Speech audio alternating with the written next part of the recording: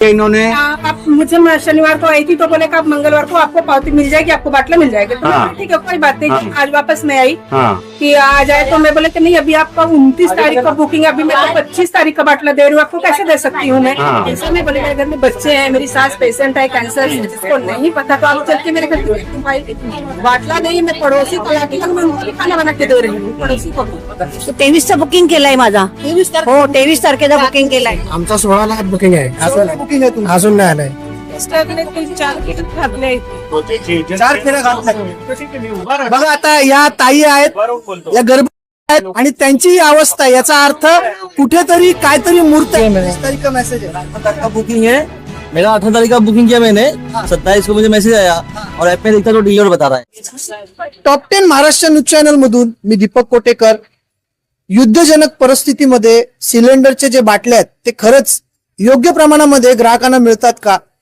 सरकार तर एजन्सीला बाटले देतो, परंतु एजन्सी हे बाटले ब्लॅक करतात, हे आता इथे उघड झालेलं आहे. माझ्यासोबत यावेळेला भारतीय जनता पार्टीचे नगरसेवक, या विभागाचे नगरसेवक आहेत हितेश जाधव. ते ज्या वेळेला या एजन्सीमध्ये आले, एजन्सीमध्ये आल्याच्या नंतर एजन्सीचे जे मालक आहेत त्यांनी त्यांच्याबरोबर कशा प्रकारे भाष्य केलं ते देखील आपण जाणून घेतलेलं आहे. इथे काही लोक आहेत ज्यांना डिलिव्हरीचा मेसेज आलेला आहे, परंतु त्यांना बाटला मिळालेला नाही. दादा, तुम्हाला कधी डिलिव्हरीचा मेसेज आलाय? 4 तारखेला. 4 तारखेला. तुमचा बाटला कोणाला दिला? काय माहिती नाही, पण आमच्या घरी नाही आलाय. तुमच्या घरी नाही आला? नाही आला. जब सिलेंडर आला नाहीये बघा. आमच्या तर 11 तारीखला बुकिंग केलेलं आहे, याच्यावरती मेसेज बी आलाय, नवऱ्याला बी मेसेज आलाय, पण हे लोकांनी आम्हाला बाटला नाही दिलाय. आता डिलिव्हरी मेसेज येतो आणि बाटला येत नाही. 16 तारखेचं बुकिंग आहे. ओटीपीचा मेसेज आलेला आहे, पण अजून काय आला नाही.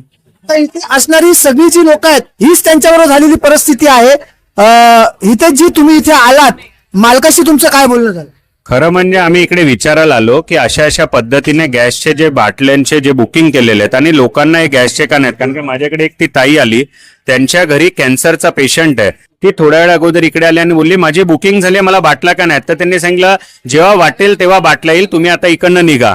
त्यासाठी आम्ही विचारायला आलो.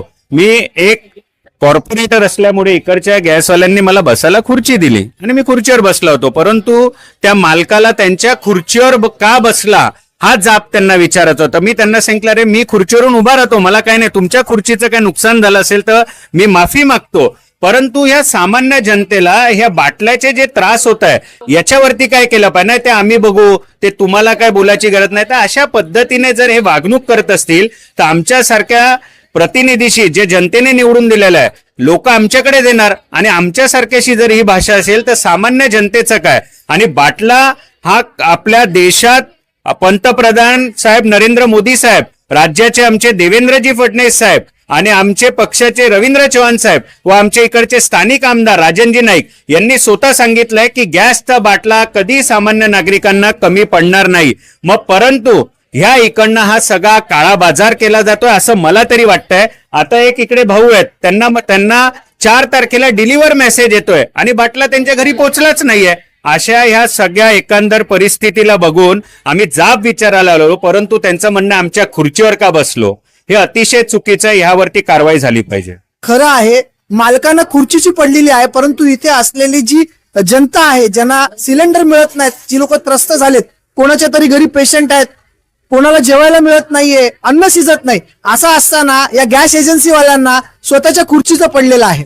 असं असताना या सगळ्या एजन्सीवरती सरकारने कारवाई करणं गरजेचं आहे. एकीकडे प्रधानमंत्री आणि मुख्यमंत्री असं सांगतात की सिलेंडर बाटल्याचा कोणताही तुटवडा नाहीये. मग हा तुटवडा आला कुठून, याचा अर्थ एजन्सीवाले कोणाला तरी बाटला ब्लॅक करतात. Top 10 Maharashtra news, Vasai Virar.